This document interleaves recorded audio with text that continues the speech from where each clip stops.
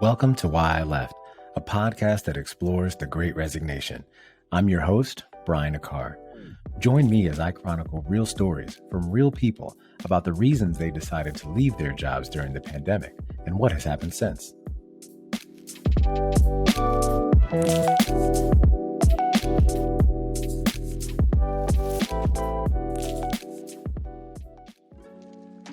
Hello, and thanks for tuning into this episode of the Why I Left podcast. In today's episode, I chat with Ken Pendergast, a digital marketing professional who made his way to healthcare. Ken lost one job, graduated with his master's, found another job after striking out multiple times, then actually resigned from that position, joining the Great Resignation trend all during the pandemic.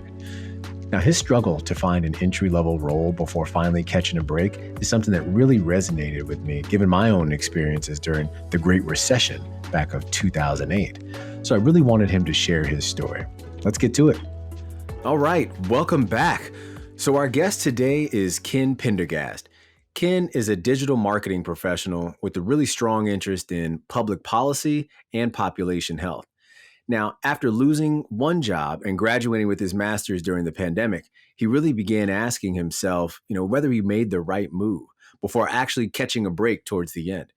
So what he's going to share with us is the process that he went through during this time and the impact it's had since. So Ken, welcome to the show, and I really appreciate you joining me today. Thank you for having me. I'm excited to be here. Definitely. So before, look, this is a show about the Great Resignation, and we're definitely going to get into that. But before we do that, I would love for you to just tell us a little bit about your upbringing, kind of where you currently call home. Yeah, so for the past about year and 3 months, I was actually living in Queens, Astoria, New York. A wonderful place, great food scene, but I grew up on South Shore, Long Island, in a little town called East Islip. Working class family. My parents both worked really hard, at times, multiple jobs to kind of keep things going. Instilled like a really good work ethic in me. I just have like a really deep appreciation just for kind of the little things in life. So grew up playing sports, hanging out with my friends, and just a typical South Shore kid. I like that. What are some of the things that you've been passionate about when it comes to the work you do? I was really big in high school. It's kind of crazy. You get like everything hits you at once and you're approaching graduation and people are starting to ask you, especially like at your family functions and stuff, hey, like, what are you thinking about doing? What are you thinking about college? What type of career do you want? And this is like your first time thinking about this as a young adult. And the one thing, although I could never really like hammer in on a job that I was thinking or a career path, I just knew I wanted to help people. So throughout like my process of becoming a young professional and entering the workforce, I was just really focused on ways that I can make the greatest impact and just in helping people in any way that I can. Yeah. And now I've noticed that, you obviously, when we'll talk about, you graduating during the pandemic, but describe the type of work that you've been involved with and the working environments that you've been a part of, given this period. I know it's, you just got out of school, but what has it been like your experience in the workforce? It's been interesting. It's been very interesting. I interned right before the pandemic hit. So I got a very good glimpse of what, like, I guess, regular working force was like at that time. Yeah. Going to the office, that 9 to 5, hanging out by the water cooler, just kind of chatting with everybody throughout the day. So that was like my expectation of work. So when I entered the working force after graduation, we're mid-pandemic. There's still not even a vaccine out at this point. So there's just a lot of like hesitation in every single industry and even healthcare included. So I started in healthcare doing digital marketing, and it was just very interesting to see that setting, that office setting, and how that kind of was. It was just like a shell of what I was used to. There really wasn't that kind of community when you would come into the office. So a lot of times when I would work in the office, it was just me alone. They gave me the key. I would open up the office, I'd lock the office, and I would be really the only person in there. So that took a while to get adjusted to. Yeah, I'd imagine that's a heck of a transition. And yeah. It's actually a perfect transition for us because, you're working during the pandemic. And so, describe really, look, these things happened in March. We're well aware of it. And it's been a hell of a past 2 years. But let's take it back to, talk a little bit about how the pandemic affected you. Yeah, so I would say the main thing that the pandemic would affect me was like, I really slowed down. Before it hit, I was working two jobs. I was about to start my own digital marketing company. I just got together like three clients. I remember the day when I got off the phone with my last client, and I was like, wow, like, there's a lot of different things going on. I was doing my master's full time. So pretty much like the trajectory of a normal day for me was I would wake up at 6, 7 in the morning. I would go to the Stony Brook campus where I was working, and I would, would go to work for the day. And then it was really nice because I would just right after work, 5 o'clock would come. I would go to class for 3, 4 hours. Then I would drive home, and then I would pretty much stay up and I would write and I would do research until about like midnight or 1 in the morning. Mm-hmm. And then I also, if trying to fit in like these other work things that I was starting to work on, like in trying to build my own company. So when the pandemic hit, like it just took me from going like 150 miles an hour down the expressway to kind of just complete standstill traffic. Just everything stopped, and it really gave me some time, and I think a lot of people time, to just sit back and reflect on what your values are, what's important to you. So when the pandemic first hit, like I was really just trying to touch base with myself because I was going so fast. So I really took that time to kind of get in tune with myself. Yeah, and that reflection piece, that really resonates with me. A lot of folks took that time to really slow down. And so with reflection comes learning. What did you learn during the pandemic?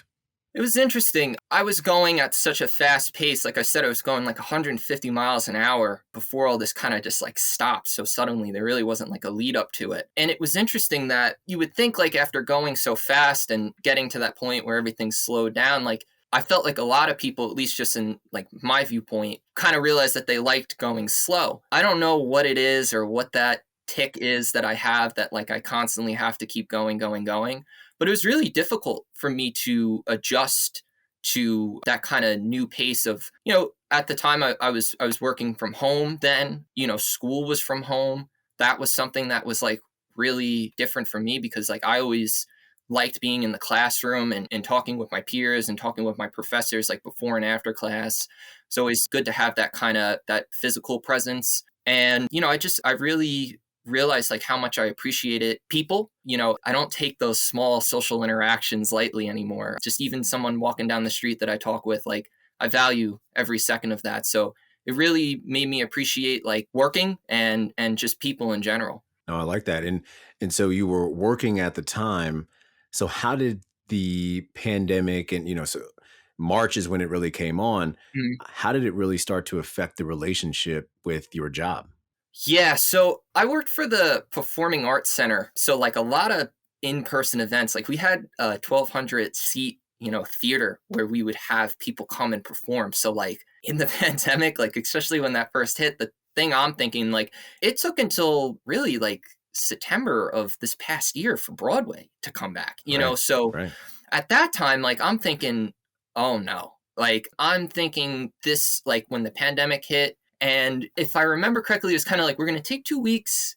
We're going to assess everything. Then we'll go from there. And I was like, okay, so maybe like the 2 weeks go by and everything's okay. But even then, like when it was at that point, I was like, this isn't good. We're doing things in person. Like that's our bread and butter here. So this can't be good. But we transitioned to home for a little bit. It went a lot longer than I expected being able to work for them. So I was actually really appreciative of that they kept me around for as long as they did. But eventually, it's just kind of like attrition set in. So, they had to let me go right around like mid-May, end of May. Okay. And you were with them for almost a year, right? Yeah, just about. I think I finished up at about 9 months with them. Okay. So May 2020, you get the unfortunate news, you get laid off. What were your thoughts, around this time and how did the layoff impact you? At the time, I was already starting to prepare, looking for full-time, employment post-graduation because I kind of had a feeling something was going to happen. Yeah. So I was starting to like get ready. I got my resume up to date. I, was starting to kind of look around, see who was hiring. There wasn't many people hiring. So once that hit, like it was kind of like, all right, like I went from trying to find a career to just trying to like make money. So I was applying to like pizza guy jobs, working like I was really ready to do anything. But like I think it really hit home when I got like a formal rejection notice from Target to be a sales associate. So I was just Wow. like, okay, like Wow. this is tough. I was like, I would have loved to work a retail job at that point. I would have done anything. So that was tough. And then I think when I was like, wow, like I don't know when this is going to get any better was I met with my career center. Obviously the conversation tone, as you can imagine, is like a little somber, Yeah. and you're trying to figure out like what to do or who to network with. There really isn't much going on. And, I asked the question, I was like, hey, like, look, like I have bills like to pay and I have not making money. And what do you like recommend? I'm like, I'm trying to look at Target. Is there something maybe like that you would know of that I could get for the time being? And they're just like, look, like try unemployment benefits. And I was like, Okay. wow, Wow.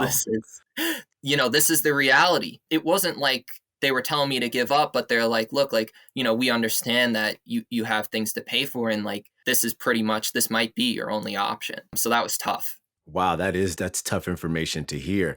And now when you got laid off, you were still in school, right? Yeah, so I had a few months until I graduated. I graduated on July 4th, so that was cool. Okay. Especially being like a public policy person, that was really exciting. But yeah, I was pretty much only had like a month or so left. Okay. And then now graduation comes. When did you finally catch a break? So in June, it's kind of crazy. I remember applying to this job because like I was sending out about like 50 to 100 applications a day. I was Oh, applying to like wow. Boise, Idaho. I was looking all over. I would have went anywhere. Like if the Yeah. North Pole had a job opening, I would have taken it. It was getting to that point where I was like really trying to end up anywhere. Hmm. And I was so exhausted at this point. Just like, it's like, you're really just, it feels like you're banging your head against the wall. And I was on LinkedIn and I saw a job, and it was like one of those ones where it was an easy apply. So I usually try to do the hard applications during the day, do the cover letters and everything. And then anything I could easy apply, I saved for like as I was falling asleep. And I remember looking at it, I clicked it, and then I just remember like falling asleep. And then I actually woke up. I was woken up by a phone call at like 8:30 in the morning. And it was this person, and they're like, hey, my name's so and so. I work for this. We're recruiting for this company. They're looking for digital marketing help. They're a healthcare company. Is this something you'd be interested in? And like at that point, I was like, wow, like, thank you. This is great. This sounds awesome. So I Yeah. went through the interview process, and that was pretty interesting. I did 4 interviews. So that was like, it was like each interview was like, oh my, like I'm definitely getting like that next step closer. Hmm. It's like and there wasn't anything else at that point. So like this was it, so I really just kind of had all my chips on the table. And, thankfully I ended up with the job. That was my big break. No, that's awesome. And you catch this break in around June. I would imagine you put started in July or so? Yeah, like mid-July, end of July. I think Okay. everything was when I was starting. Okay. And then now how long did that opportunity last for you? So I was there about, I guess, like 4.5, 5 months. And I remember I was driving to my office. I was like one of the only people really working in person at that point, too. So that was like a very unique experience. But I was driving to the office and had the key and everything. I always like to get there like really early, like 7:30, kind of just drink some coffees, get everything set for the day. And, sun was rising. It was just like a really nice summer day. And I remember thinking like, wow, like I'm so appreciative of this job. Like, this is great. I get to work. I get to work in person. This is awesome. And I felt like a notification go off. Like I heard something go off on my phone. So I get to the office and I open it up, and it's from LinkedIn, and it's from a larger organization in the area, and they were asking if I wanted to work in New York City, which at the time was for most people not the desirable situation. This is like Yeah. before a vaccine too. Just me being me, I was like, this sounds great. This sounds awesome. I love New Yeah. York City. I was like, let's do it. So I went through the process with them, and it was really tough, leaving the place that like gave you your start. Like I felt like this kind of like, I wish there was like two of me, or like Hmm. they could like, one person could have me one week and they could trade me. I felt really bad. Like I wanted to still be there, but the opportunity to go to the city, to get into, a company where I had some familiarity with, I was just really excited about that opportunity to go to the city, even though like really it was, when I got there, it was very different from what I remembered. No, I could imagine and so around what time was this? Where you So then resign? So like around Thanksgiving, and then the process finally, I remember when I found out I got the job, they just wanted to check in and make sure, like they're like, are you sure you want to go to New York City? Yeah. Like, they're like, we were ideally looking for someone to move there. And I was like, rent's really cheap. Like, Hmm. I remember I said something along the lines of like, I would have had an apartment already, but I wasn't sure. And I was like, I'm kind of waiting to tell my family like for Christmas, like to get me like home stuff or like just kind of like, whatever, like regular stuff that they've been getting me for the past 20 years. And the way they basically told me was like, you should probably get some kitchenware. That's how I found out. And I found a place in a week. I Hmm. moved in. Like the landlords were very motivated back then I to get bet. people in there. I And bet they were. yeah, it was. I spent Christmas there. It was cool. Like I did my first ever Christmas. I cooked a stir fry. It was just like me in my apartment. So it was cool. It was like I was super stoked about it. But it was interesting being there because it was very at a standstill. So like a lot of the things that people associate with the city just weren't happening. There wasn't even indoor dining at that point. Oh yeah, I mean at that stage during the pandemic, I mean it was like a virtual ghost town there. Yeah. So, so all right, so around you put in your resignation, so now you become a part of the great resignation. So, as the show implies, right? So why did you leave your job during the pandemic? Yeah, so I think the main thing was I really like ideally I wanted to be in New York City. I always wanted to be in New York City. My grandfather lives out there.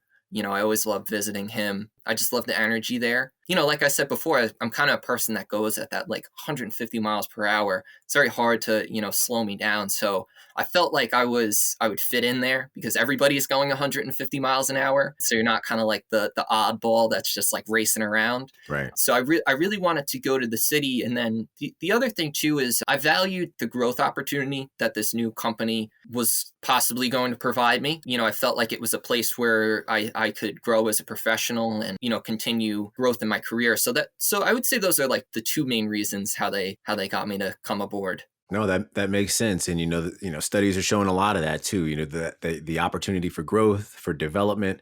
That's one of the reasons behind, of the many reasons I should say, behind the Great Resignation. So I'm glad you mentioned that. So you're in this new role. So tell us a little bit about what has happened since.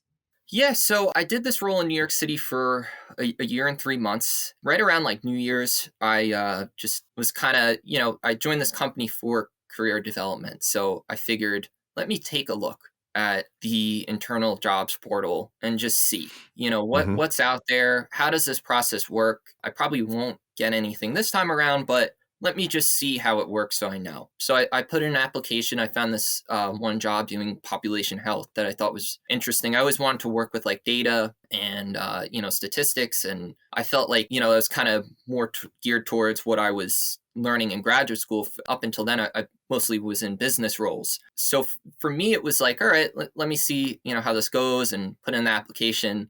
Don't hear anything for some time. So I'm like, okay, like I just know the process now. And then one day I get a call. I meet with this other department in my company. I approach every interview as just like a conversation. So I wanted to see like, is this something I want to do? What the vibe is over there? How we connect? Is there going to be a good working relationship here? And everything like just was really great. Like we hit it off really well, and they were excited, and I was excited. And then they offered me the job in their department, and it was really tough. Again, like I felt like this, like again, like I wish there was like another me out there to kind of like help out. I don't know how other people feel, but I always just feel this like very strong connection to my work, and I'm sure that's because like I was so appreciative of just to have a job. So for me it was tough, but it feels like been here for a little over a month now, and I'm meeting a lot of people and I'm making a lot of connections, and the work has been great. And yeah, I've really enjoyed this so far. It's been awesome. No, that's great to hear. And so throughout this whole process, the resigning, now you're in the city, similar to what I was asking about earlier, but what have you learned about yourself now throughout this whole resignation process, getting a new opportunity, and now it looks like you have some real growth opportunities? Yeah, I think the main thing that I learned is just not to be so hard on yourself, to be enthusiastic during adversity. Although that's like easier said than done. I think when you go through the trials and tribulations and embrace it, it really helps you grow as a person. So I would say the main thing that I learned is just not to be so hard on myself, to be enthusiastic, and to just welcome anything, even the difficult times. There's been a lot for a lot of people during this pandemic, and there's a lot of people that really like embraced the bad and help enact real change during these past 2 years. That for all the bad that you hear about, there's also been a lot of really like wonderful, fantastic things that have happened. I wholeheartedly agree. This is a show where I interview folks, but let me tell you, there are so many attributes to your story that I can relate to back in the Great Recession. Maybe that's another topic for another show, but no, I appreciate you saying that. So now, as you think about everything that you've been through over these past couple of years, what advice would you give to our listeners who may have experienced something similar? Right, this new grad angle is something I'd really think people can relate to. Yeah, there's really three things that come to mind. So the first is to be open-minded, right? Like, so when I was applying for jobs, like if somewhere in Kentucky offered me a job and it seemed like a decent opportunity, like there was a good working relationship there, the conversation we had seemed like it was going to be good, go for it.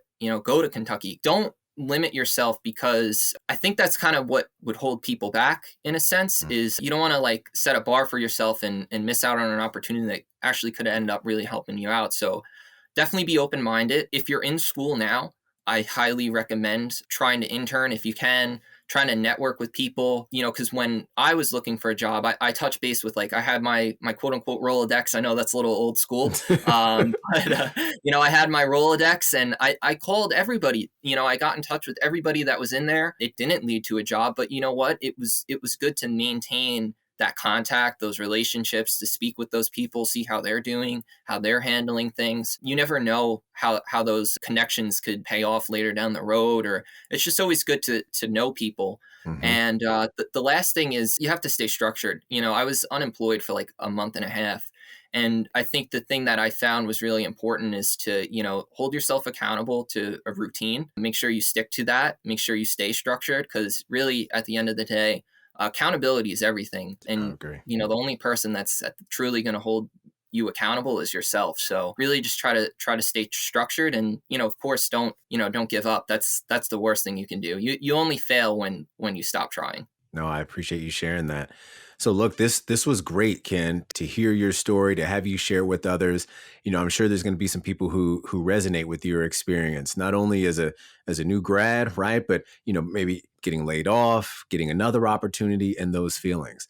So now, before we get out of here, a couple more things I wanted to touch on. One, so where can our listeners, find, follow, or support you? Yeah, so you can find me on LinkedIn. That's the easiest place to get me. I actually probably like the worst millennial. I don't really have like Twitter or Instagram or anything. Find me on LinkedIn. I'd love to talk shop about, marketing. I have a passion for public policy, specifically urban planning.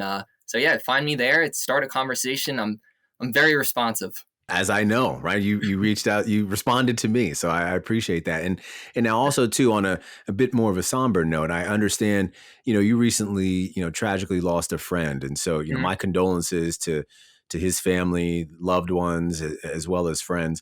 There's an opportunity, you wanted to share something about where people could support what's going on here? Yeah, thank you, Brian. I really appreciate it. And I want to start this off by saying I'm always so appreciative of my town where I grew up in East Islip. They come together like, it has that kind of small town feel. So even during the bad times, like we all come together, we all have each other's back. So I really appreciate like just seeing everybody and getting together with everyone. That was, it really sticks out to you, because when people come together, it unlocks all of our true potential. So my friend had a battle with ALS. It's a really difficult disease to go through, to have. Just the way that it affects you is awful. So if I can implore any of you, the family asked for, in lieu of flowers, to donate to the ALS Ride for Life Foundation, based on Stony Brook campus. They do wonderful work. They did a lot of great things for my friend, because, when we're all one, when we're all together, there's nothing that can't be done. Together we can all conquer ALS. So, thank you for anybody that takes the time out to donate. No, I appreciate you sharing that again, and condolences again from me and as well as everyone a part of the show. All right. So look, that'll do it for today's episode. Again, I want to thank you, Ken, for joining us. I'll be sure to share the information about where folks can find you, as well as the ALS link in our show notes. And so they'll be able to reach out. And should you want to donate, folks, by all means, please do so. So I hope everyone has a great week. Again, Ken, thank you for your time. And I will see you all next time. That's it. Thanks again for listening to Why I Left. Be sure to join us next time for more stories from the Great Resignation. Visit us at www.whyileft.co. That's whyileft.co. And subscribe to the show on YouTube, Spotify, Apple Podcasts, or wherever you get your podcasts.